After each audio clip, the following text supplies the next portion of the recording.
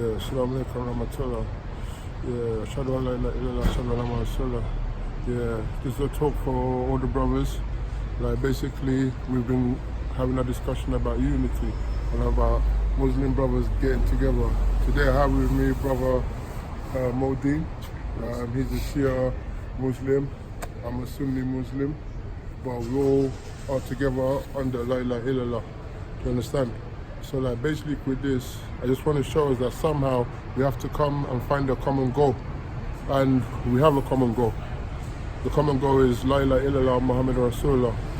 We have all different kinds of hadiths, companions and so forth that we follow. We have different aqidas even amongst Sunni Muslims. But one thing that we have to know for sure is that we all believe in Allah subhanahu wa ta'ala. You understand? We all believe in Prophet Muhammad sallallahu alaihi wasallam. We all believe in the Quran. You understand? So like with this, that is a common goal. That is something to hold forth on. You understand? That's something to be strong on. You understand? Because like as I keep telling people don't care if you're Shia Muslim. I mean, kuffars don't care if you're Shia Muslim, if you're Sunni Muslim, if you're this or that. All they see is Muslims, innit? So like when Muslims are fighting, they don't care about their indifference. Many kuffars don't have a clue about Aqidah, don't have a clue about the Shia Sunni division. It's so deep that even Sunnis and even Shias don't even understand the whole thing. Some people are being raised up from birth into a religion, and yet they don't have true understanding of why they're even Sunni or why they're Shia. You understand? So like basic thing is that we have to find the truth in everything. And all of us, I know deep down, are seeking for the truth. That's the most important thing. And plus we must have the truth. Without the truth, as it says here, the truth will set man free, innit? So like through this, I advise brothers to do some research themselves. Stop listening to what this man said or that man said and go out for yourself and find out the truth, innit? Go out there and find out about Sunni religion. You get me? Go out there and find out about the Shia religion. You understand? Find out what each side is saying. You understand? If you come from a different Aqidah, find out what the other Aqidas are saying, innit? And then like from there you can make your judgment, innit? So like for man just to be listening to what this man, that man said, on the day of judgment, you can't come before Allah subhanahu wa ta'ala and say, oh, this man said this to me, or this man said this to me. Because at the end of the day, like we're all humans, we all pray to Allah subhanahu wa ta'ala. We all have to pay for our own sins, you understand? We all have to pay for our actions, you understand? And plus for every action there's a consequence in it. So like we have to make sure that we have a true understanding, go and research, go find out. Like many brothers here have probably read Harry Potter, have read this book and that book, but yet they haven't gone into like Quran properly. They haven't like read hadith properly. Many brothers don't know the difference between a true authentic hadith and plus a hadith that's false. You understand? So like all this is confusion to us. So as we get confused, what happens? We lose our deen. We find ourselves doing kuffar things, you understand? We find ourselves drinking, we find ourselves blazing, we find ourselves fornicating, we find ourselves slandering each other, you understand? So like with this, I bring forward my brother Deen to say something.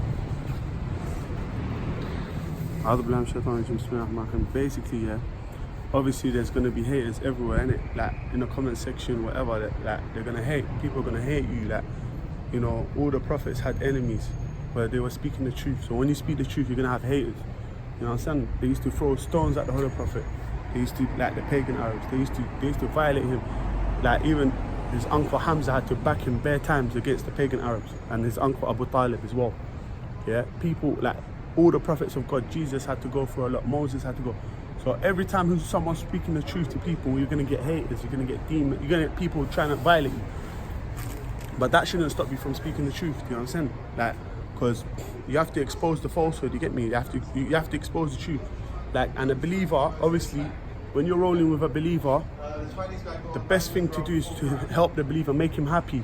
But this is a good deed to make a believer happy, you get me? Like, and there's bare things like, once Jesus, the Holy Prophet Muhammad sallallahu alayhi wa alayhi said, Jesus said, son of Mary, he said to his disciples, get close to God, to Allah, they said, oh, how should we get close to God? How should we get close to God, oh Spirit of God, yeah? And then Jesus said, you get close to God by distancing yourself from the sinners. You get me? And not liking their actions. You get me? And they said, who should we sit with, oh Jesus? He said, sit with the people that remember you of Allah, remind me of Allah, and they help you to get the next life. Sit with these kind of people. You get me? So obviously, I just wanted to thank MistaRax TV for giving us opportunity to help guide the people. There's people out there sitting in the dark, going through hard times, and obviously man like MistaRax, yeah, thank you to MistaRax, thank you to the brother Abdur Rahman, yeah, and thank you to all the viewers that are giving positive comments, that are showing love. I wanted to thank all of you, just because I can't thank you by person, but I would love to thank you all one by one, because you lot are showing love. I wanted to thank everyone who showed me love and is writing positive things, because we don't want negativity in this world. And negative things, obviously, just what goes around comes around. If you give out negative, you're going to get negative back to you and your family. Regarding the alcohol, yeah, the seventh Imam, yeah, Imam Kadhim, the grandson of the Holy Prophet, he said, Allah made alcohol haram, not because it's alcohol, but because due to its effects. The effects were so whatever produces the same effect as alcohol is treated as alcohol. You get me? And there's like so many, I just would like to apologize if I ever swore on camera or said bad things to upset people, or done anything to upset anyone. I'd just like to apologize right here, right now. I don't mean to upset people, but some things happen. I don't know, sometimes when we talk too fast, or we make mistakes, innit? And it's like driving too fast and you crash. You understand? You regret it after, but that's like talking too fast and not thinking you're gonna crash. You're gonna say the wrong thing. So that's why you should slow down when you're talking and think about what you're saying, because you're gonna regret it after. You understand? And the third Imam Zayn al-Abidin, he said, the third grandson of the Prophet, he said, the son of Adam every day wakes up with 3 problems and he doesn't learn from them. The first problem that he wakes up with is that every day that goes past, that's a day from his life is gone. But instead of being sad about the day that's gone from his life that he can't get back, however, he gets sad of, for example, losing money. But he can get money back, but he gets more sad about losing money than losing a day from his life. The day from his life will never get back, but if he lost money, he can get that back. So that's one thing, you understand? Because you'll never get that day in your life back, it's gone. You understand? So you should be more sad that you're losing a day from your life than you lose money. And the second thing is that he gets happy about the things that he gets, money and all other things. And if it was from halal, he will still be asked about it. And if it's from haram, he'll be punished about it. And the third thing that's a problem for him, they said, what is that? He said, every day he's getting closer to the next life, and he doesn't know if he's going to hell or if he's going to heaven. We don't know, innit? So we're waking up with 3 problems every day. And basically, yeah, also people out there fighting with each other and that, yeah. You shouldn't be fighting with each other, yeah, like, because a lot of, in history, yeah, it shows us that people that fighted each other, yeah, they were mostly, it was traps of Shaitan, innit? Shaitan wants you to fight each other and hate each other. He just makes, like, if you hate, it will just make it worse and worse. It's like putting petrol on the fire. And obviously, like, I just wanted to say that there was a little story of this Englishman, yeah, if you can see him here, yeah. This Englishman is a professor, he became Muslim, yeah. I'll tell you his story, basically. One day there was a Somali lady, I don't know, she had a crisis problem or something. Anyway, he was an atheist, so he said, I'm gonna send her some money, yeah. I don't know, it's a detailed story, innit? So he must have sent her money, and then the woman that gave her the money, he said to the woman, when you give her the money, say it's from Satan sent you this.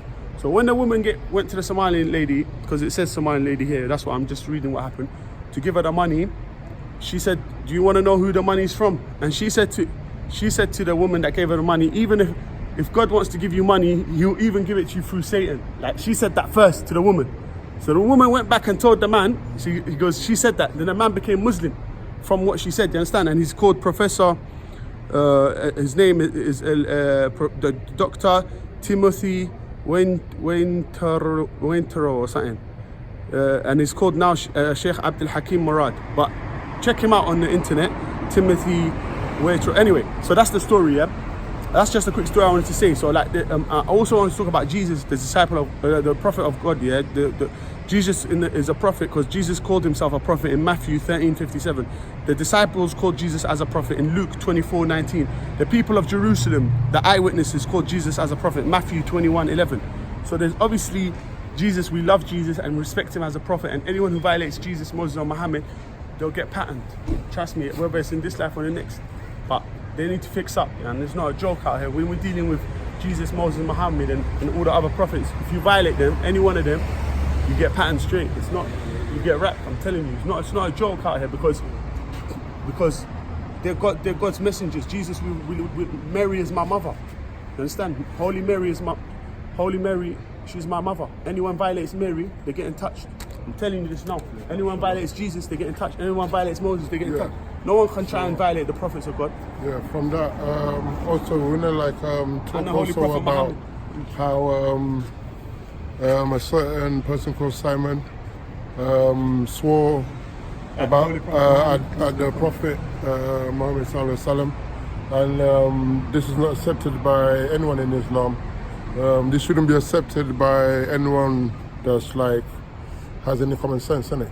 Like realistically speaking, us as Muslims, we're not here to start swearing at anyone's messengers or prophets or gurus or rabbis or whoever they want to priest, vicars, whoever they want to call in it. So we're not about here to like slander their names and say F them or this and that. So that coming from a guy called Simon seems quite ridiculous to me. And for anyone to think that they can defend that, and then I've seen comments on certain stupid people's Facebook pages where they now go from insulting the Prophet to now insulting Allah, and we're not having this in it. We don't condone it, we don't accept it in any way, and it hurts us in it. So like, if you think you're gonna do something that hurts us, yeah, it's very deep in it. Like, you're actually like the ones provoking in it. You're the ones that are troublemaking in it. So like, we're not with anyone that tries to diss any religion's heads like that, you get me? And definitely not with anyone dissing us, you get me? So like, anyone that's got anything to say bad about Prophet Muhammad Sallallahu Alaihi Wasallam, have anything bad to say about Allah Subhanahu Wa Ta'ala, we're not with you, innit? You're not our friends, you're not our associates, actually you're an enemy, innit? And plus, by you proclaiming those words, you're telling us that you're an enemy, innit?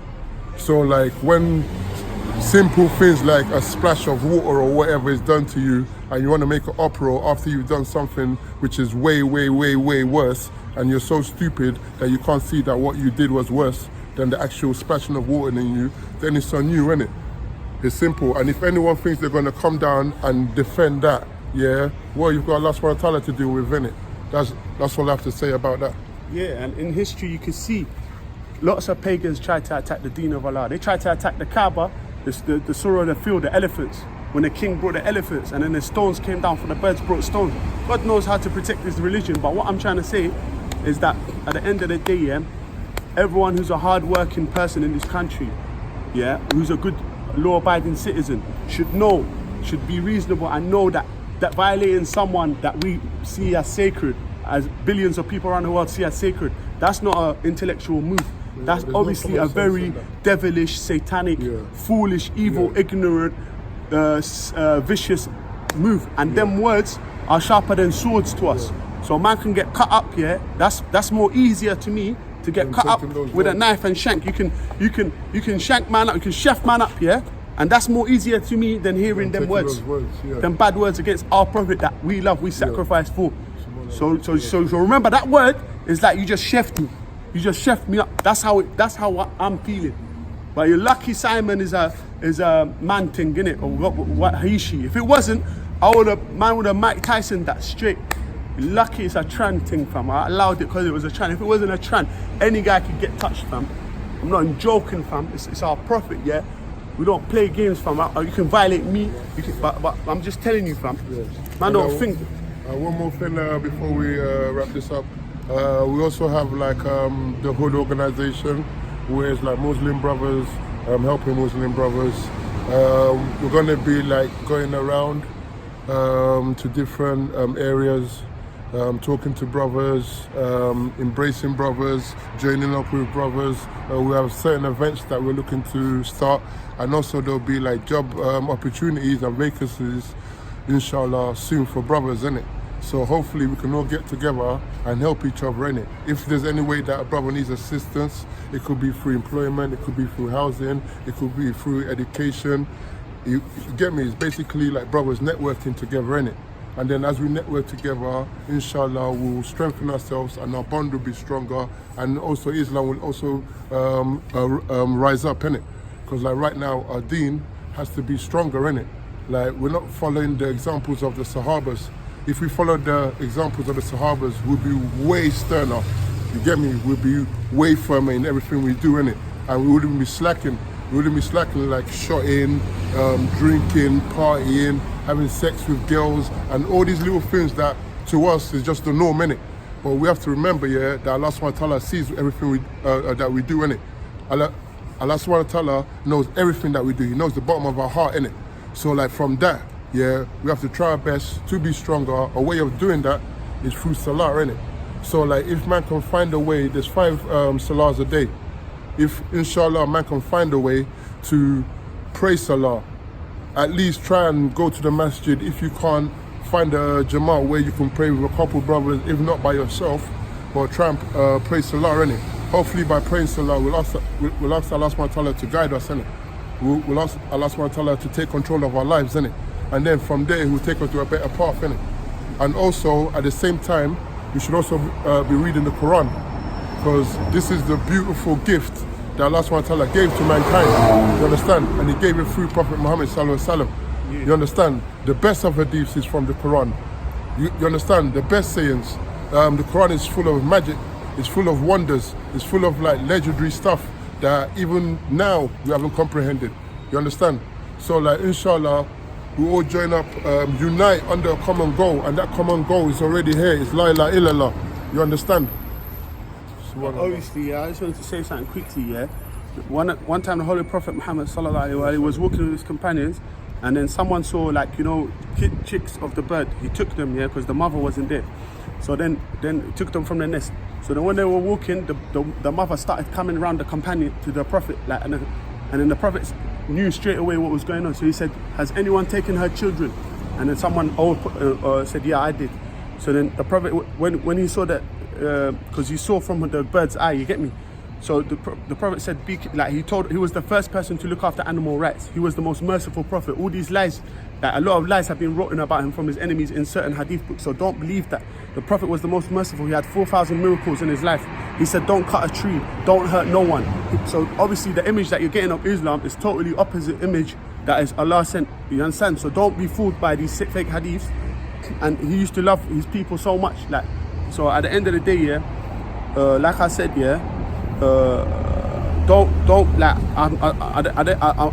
I don't represent no one in it. I'm just represent myself. But what I'm trying to say is that don't think it's like the people that's giving us a bad image here. Don't see them as representing the Prophet. They're representing themselves. Like I'm just trying to be good. But I'm just saying it's a merciful thing. It's merciful. But obviously there's a red line.